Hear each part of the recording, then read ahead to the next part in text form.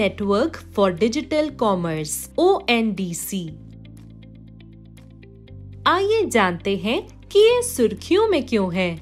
वाणिज्य और उद्योग मंत्रालय के अंतर्गत उद्योग और आंतरिक व्यापार संवर्धन विभाग DPIIT open network for digital commerce ONDC बना रहा है। ONDC के विषय में ONDC को एक तटस्थ मंच के रूप में परिकल्पित किया गया है जो एकीकृत भुगतान इंटरफेस UPI की तर्ज पर ओपन सोर्स में कैटलॉगिंग, सूचीबद्ध करना, वेंडर मैच, विक्रेता मिलान और प्राइस डिस्कवरी मूल्य निर्धारण के लिए प्रोटोकॉल तय करेगा। यह खरीदारों और विक्रेताओं को डिजिटल रूप से दिखाई देने और एक खुले नेटवर्क के माध्यम से लेन देन करने में सक्षम बनाएगा, चाहे वे किसी भी प्लेटफॉर्म या एप्लीकेशन का उपयोग कर रहे हों। ओपन ई-कॉमर्स नेटवर्क की योजना का मकसद व्यापक डिजिटल या इलेक्ट्रॉनिक नेटवर्क के जरिए सामान ही नहीं, सेवाओं की भी खरीद फरोख्त से जुड़े सभी पहलू को बढ़ावा देना है। सरकार के मुताबिक डिजिटल पेमेंट स्पेस में जो काम UPI का है, वही ई-कॉमर्स स्पेस में ONDC का होगा।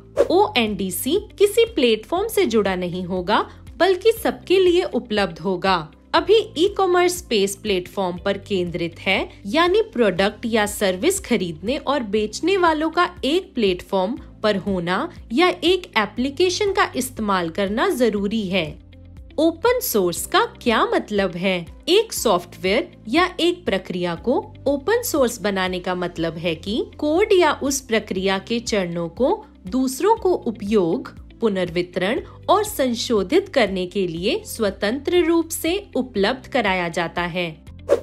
उदाहरण के लिए, जहां एप्पल के आईफोन्स का ऑपरेटिंग सिस्टम iOS बंद स्रोत है, जिसका अर्थ है कि इसे कानूनी रूप से संशोधित या रिवर्स इंजीनियर नहीं किया जा सकता है, वहीं गूगल का Android operating system open source है और इसलिए यह सैमसंग, शाओमी, OnePlus आदि जैसे स्मार्टफोन निर्माताओं द्वारा इसे अपने हार्डवेयर के लिए संशोधित करना संभव है।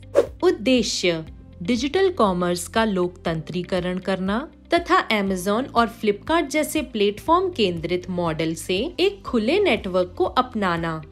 ONDC के डिजाइन, कार्यान्वयन और इसे राष्ट्रव्यापी बनाने हेतु एक मार्गदर्शक और संरक्षक के रूप में कार्यभार संभालने के लिए केंद्र द्वारा ONDC पर एक सलाहकार परिषद का गठन किया गया है। इसके अनावरण को फास्ट ट्रैक करने के लिए एक निजी क्षेत्र के नेतृत्व वाली गैर लाभकारी इकाई भी स्थापित की जाएगी। प्रस्तावित ONDC की मुख्य विशेषताएं: नेटवर्क में डेटा की गोपनीयता और निजता सुनिश्चित करने के उपाय, जिसमें शामिल है प्रतिभागियों द्वारा किसी भी लेन देन स्तर के डेटा को ONDC के साथ साझा करना अनिवार्य नहीं होगा। ये गोपनीयता और निजता के साथ समझौता किए बिना नेटवर्क प्रदर्शन पर गुप्त समग्र मीट्रिक प्रकाशित करने के लिए अपने प्रतिभागियों के साथ काम करेगा। ये सूचना प्रौद्योगिकी अधिनियम 2000 के अनुरूप होगा और आने वाले व्यक्तिगत डेटा संरक्षण विधेयक के अनुपालन के लिए डिजाइन किया गया है। विभिन्न नेटवर्क प्रतिभागियों की किसी भी आशंका को शिक्षित करने, प्रोत्साहित करने और दूर करने के लिए एक अच्छी तरह से विकसित सूचना, शिक्षा और संचार अभियान की योजना बनाएं। शुरुआत में छोटे और मझोले प्रतिनिधियों की मदद पर विशेष ध्यान दिया जाएगा।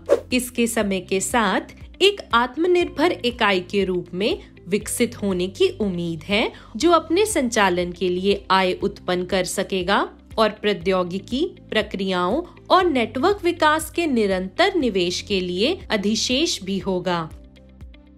ONDC से संबंधित चिंताएं: अनावश्यक हस्तक्षेप।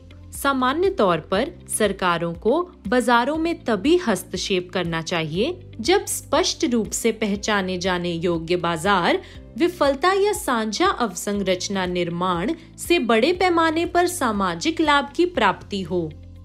निजी संस्थाओं का विरोध। बड़े ई कॉमर्स दिग्गज विरोध कर रहे हैं क्योंकि उन्होंने पहले ही अनुसंधान एवं विकास के साथ साथ अपनी प्रक्रियाओं और प्रौद्योगिकी के परियोजन में भारी निवेश किया हुआ है।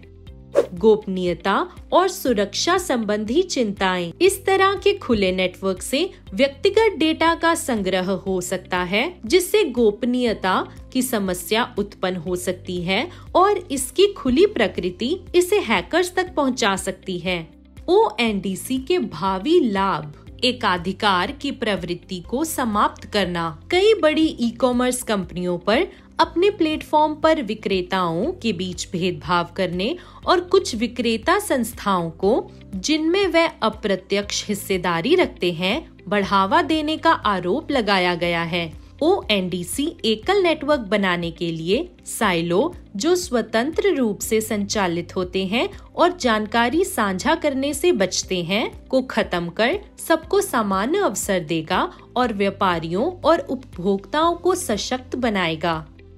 पारस्परिकता या अंतर संक्रियता। एक खुली डिजिटल अवसंरचना ई कॉमर्स को उन विक्रेताओं और ग्राहकों के लिए अत्यधिक अंतर संचालित बना देगी जो किसी विशेष उत्पाद के लिए 2 या 2 से अधिक मार्केटप्लेस के मध्य स्विच करने के प्रयास के बिना परस्पर जुड़ना चाहते हैं। छोटे खुदरा विक्रेताओं तक खरीदारों की बेहतर पहुंच। एक बार जब कोई खुदरा विक्रेता ONDC के खुले प्रोटोकॉल का उपयोग करके अपने उत्पादों या सेवाओं को सूचीबद्ध करता है, तो उपभोक्ताओं द्वारा उसी प्रोटोकॉल का पालन करने वाले ई कॉमर्स प्लेटफॉर्म पर उन तक पहुंचना आसान हो जाता है।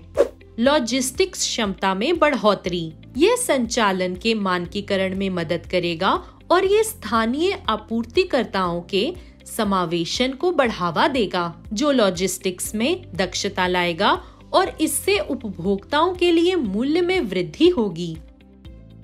कारोबार में सुगमता। व्यवसायों को पारदर्शी नियमों, कम निवेश और व्यवसाय अधिग्रहण की कम लागत से लाभान्वित होने की उम्मीद है। यह भी उम्मीद की जाती है कि उत्पाद को बाजार तक पहुंचने में लगने वाले समय के साथ साथ टाइम टू स्केल भी काफी हद तक कम हो जाएगा। डिजिटल माध्यमों को तेजी से अपनाना। यह उन लोगों को डिजिटल माध्यमों को आसानी से अपनाने के लिए प्रोत्साहित करेगा जो वर्तमान में डिजिटल कॉमर्स नेटवर्क पर नहीं हैं। आगे की राह। तकनीकी विकेंद्रीकरण। सरकार को अपनी भूमिका को उन मानकों और प्रोटोकॉल को सुविधाजनक बनाने तक सीमित रखना चाहिए जो खुली पहुंच प्रदान करते हैं।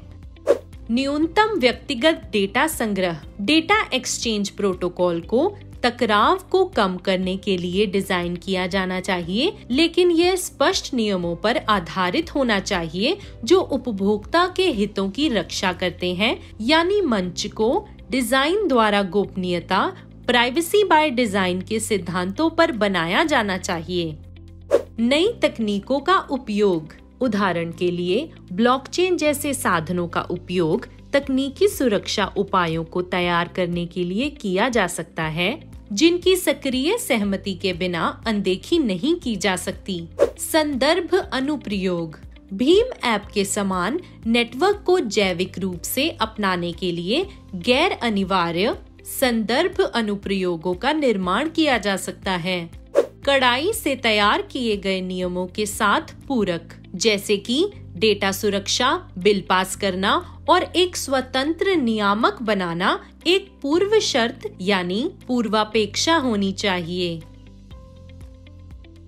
विजन IAS मासिक करंट अफेयर्स मैगजीन डाउनलोड करने के लिए लिंक पर जाएं।